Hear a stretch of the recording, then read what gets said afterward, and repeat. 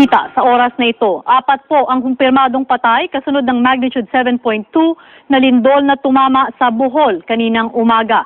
Ayon sa Office of Civil Defense Region 7, namatay ang 4 matapos mabagsakan ng gumuhong bahagi ng Pasil Fishport sa Cebu City. Una nang naitala ang lindol sa layong 2 kilometro sa bayan ng Carmen. Naramdaman ang pagyanig sa iba't ibang bahagi ng Central Visayas at Mindanao. Ayon sa PHIVOLCS, may inaasahang pinsala at aftershocks sa ganito kalakas na lindol na itinuturing na major earthquake.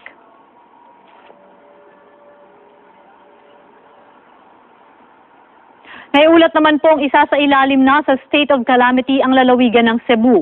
Maliban po dyan ay may iba pa po tayong mga update ukol nga po dito sa nangyaring lindol, kaya manatili lamang pong nakatutok dito sa ABS-CBN para sa iba pang nagbabagang balita. Ako po si Jing Castañeda. Magandang umaga.